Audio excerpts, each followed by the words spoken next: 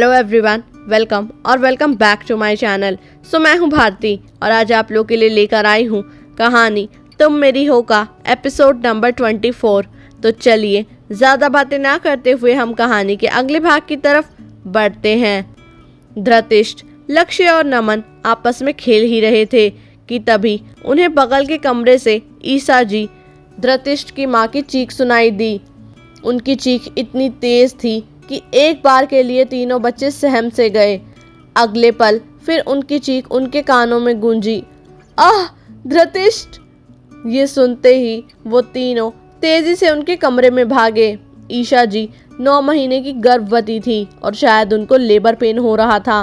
जैसे ही वो तीनों वहां पहुंचे, ईशा जी को अपने पेट पर हाथ रखा कराहता देख धृतराष्ट्र और लक्ष्य दौड़कर उनके पास पहुंचे। क्या हुआ मम्मा? छोटे से धृतराष्ट्र ने ईशा जी को इस हालत में देखकर पूछा।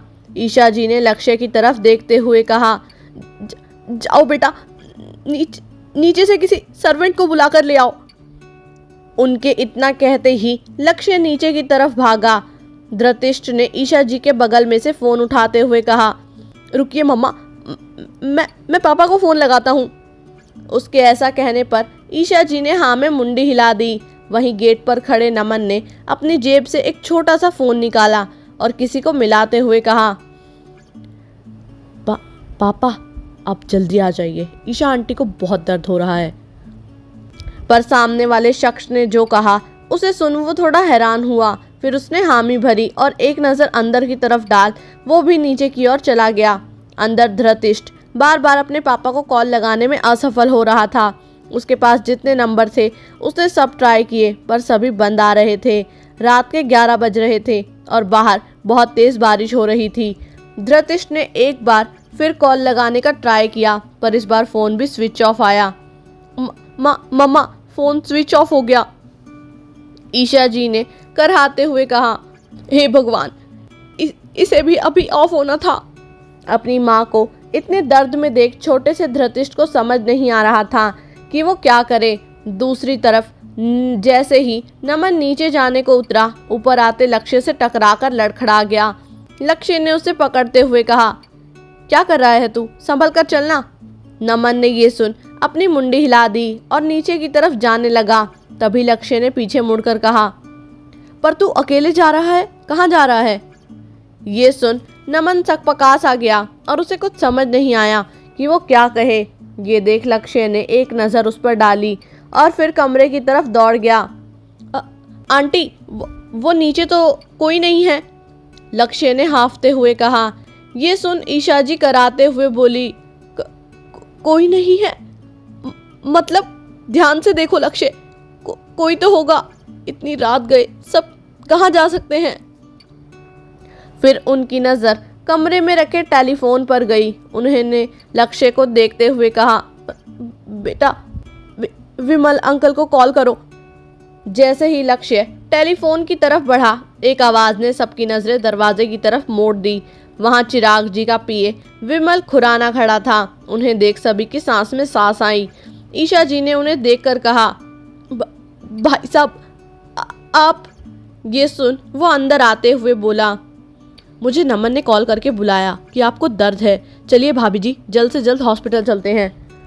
इतना कह उसने ईशा जी को सहारा देकर उठाया। ईशा जी ने भगवान का शुक्रिया अदा करते हुए कहा, भगवान का शुक्र है कि आप आ गए भाई साहब, मैं तो डर गई थी, आज सारे सर्वेंट भी पता नहीं कहाँ चले गए हैं। ये सुन विमल बोला, आज तो मुझे आना ही था भाभी जी, आप चिंता मत कीजिए, आपको जल्द ही दर्द से राहत मिल जाएगी।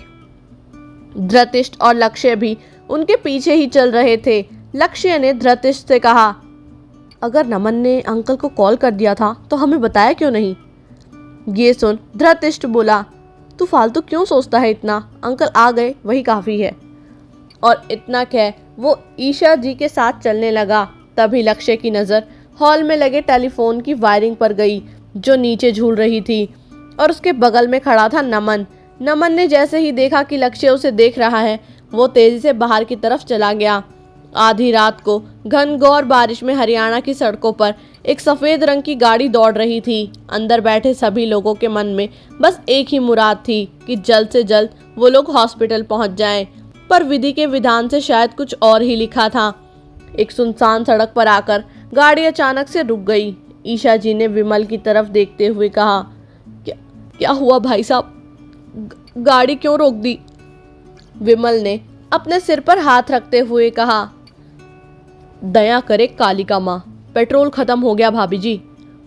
ये सुन ईशा जी ने टेंशन भरे स्वर में कहा, अब क्या करेंगे? विमल गाड़ी का दरवाज़ा खोलते हुए बोला, आप चिंता मत कीजिए, पास ही एक दुकान है, मैं अभी वहाँ से पेट्रोल लेकर आता हूँ। और फिर उसने नमन की तरफ देखते हुए कहा, चल मेरे साथ तू भी। ये देख ईशा जी बोली, अरे इतनी बारिश में इसे कहाँ लेकर जा रहे हैं आप, यही रहने दीजिए हमारे साथ। ये सुन विमल बोला, आते वक्त मेरे हाथ में पेट्रोल की बोतल होंगी, ये टॉर्च दिखा देगा, ज़्यादा देर नहीं लगेगी, वैसे भी आप आराम से बैठिए। इतना कह वो नमन को भी अपने साथ ले गया।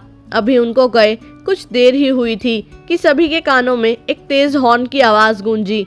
लक्ष्य ने अपना सिर उठाकर देखा तो एक तेज रोशनी से उसकी आंखें चकाचौंध हो गई। देखते ही देखते एक बड़े से ट्रक ने उनकी गाड़ी के परखच्चे और उस शांत वातावरण में एक तेज आवाज़ गूंजी। आगे इस कहानी में क्या होगा जानने के लिए सुनते रहिए कहानी तुम मेरी हो, मेरे यानी भारती के साथ। उम्मीद करती हूँ आप लोग को ये एपिसोड जो है वो पसंद आया होगा। अगर आप लोग को ये एपिसोड पसंद आया तो वीडियो को लाइक करना, चैनल को सब्सक्राइब करना बिल्कुल भी ना भूलिएगा। बाकी जब तक नेक्स्ट एपिसोड आता है तब तक के लिए बाय एंड टेक केयर।